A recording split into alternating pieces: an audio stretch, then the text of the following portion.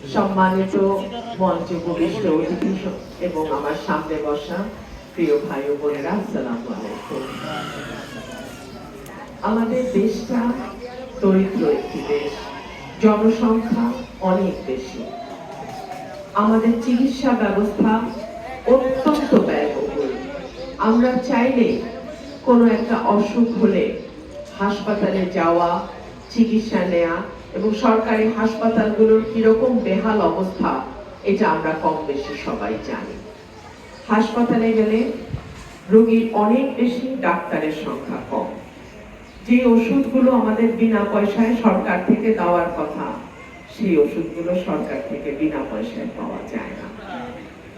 সুতরাং আমার দেশের যে দরিদ্র মানুষ, তাদের চিকিৎসার জন্য অনেক সময় দেখা যায় টাকার অভাবে চিকিৎসা তারা ঠিক মতো করতে পারে না।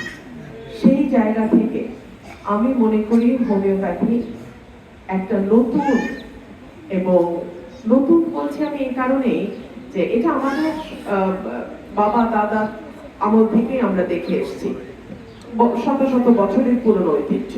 কিন্তু এখন যেভাবে ওনারা এই যে ফ্রি ক্যাম্পেইনের মাধ্যমে একেবারে ডোর টু ডোর, দরজায় দরজায় পৌঁছে যাবার যেই কর্মসূচিটা নিয়েছে, আমি তাদেরকে অন্তরের অন্তঃস্থল থেকে ধন্যবাদ জানাই।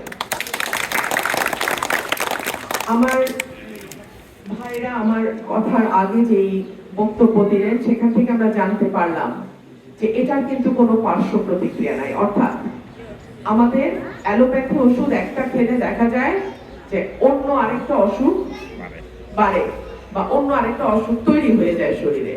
হোমিওপ্যাথি ওষুধের সেই রকম কোনো পার্শ্ব প্রতিক্রিয়া নাই।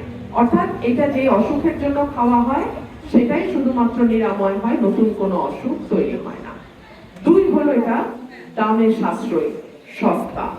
আমার দেশের সাধারণ মানুষ, তাদের জন্য এটা একটা আশীর্বাদের মতন, যে অনেক টাকা দিয়ে ওষুধ কেনা, মাসের পর মাস সে ওষুধ খাওয়া, এই ঝামেলা থেকে হোমিওপ্যাথি তাদেরকে মুক্ত করে। তিন হলো এই যে আমাদের প্রেসক্রিপশন আপনারা দেখবেন ডাক্তার ওষুধের নিচে লিখে দেয় চলবে। চলবে মানে কয় দিন চলবে, না কয় মাস চলবে, না কয় বছর চলবে, আমরা বুঝতে পারি না। ওইটা বোঝার জন্য আবার আমাদের সেই ডাক্তারের কাছে যেতে হয়, 1000 টাকা 500 টাকা ফি দিয়ে আবার আমাদের বুঝতে হয় যে ডাক্তার সাহেব এই ওষুধটা আমি আসলে কয় মাস চালাবো। তো হোমিওপ্যাথিতে সেরকম নাই, তারা একেবারে প্রথমে যে বলে দেয়, কারণ আমি হোমিওপ্যাথি চিকিৎসা আমি নিজে নিয়েছি, আমি সেই গল্প বলবো। তো তারা ওই 10টা বা 15টা বা 20টা যেই দিয়ে দেয় পুড়িয়া, ওইটা শেষ হওয়া মানে আপনার অসুখ ভালো হয়ে গেলে ভালো, না হইলে আবার আপনি ডাক্তারের কাছে যে নতুন একটা পুড়িয়া আপনি নেবেন। এটা চলবে বলে কোনো কথা নাই। আর আমি যে চিকিৎসা নিয়েছিলাম হোমিওপ্যাথি, আমাদের ধানমন্ডি, আমি আমার বাসার পাশে 2 নম্বর রোডে খুব বড় একজন হোমিওপ্যাথি ডাক্তার ছিলেন। আমার একবার খুব কাশি হয়, এমন কাশি যেটা মানে বলার মতন না, এত কাশি, আমি কোনো রকম অ্যান্টিবায়োটিকে সেটা ঠিক হচ্ছিল না।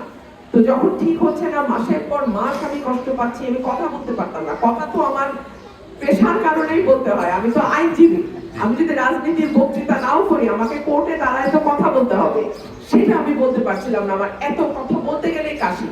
তো আমি গেলাম 2 নম্বর রোডে, আমি গিয়ে বললাম, উনি বয়স্ক ডাক্তার ছিলেন, আমি বললাম চাচা আমি তো কথা বলতে পারছি না, আমি কথা বলতে গেলে কাশি। তো উনি আমাকে 14 দিনের একটা দিলেন ডোজ। আলহামদুলিল্লাহ আলহামদুলিল্লাহ, এরপরে আমার আর কোনোদিন ওই কাশি আজ পর্যন্ত আমার হয় না। তবে সবসময় যে কাজ দিবে তেমনও না, অ্যালোপ্যাথিও কিন্তু সবসময় কাজ দেয় না। সুতরাং ভালো মন্দ সব রকমই আছে, এবং সর্বোপরি চিকিৎসকরা একটা কথা বলেন, ওষুধ আমরা দিচ্ছি, শেফা দেওয়ার মালিক আল্লাহ।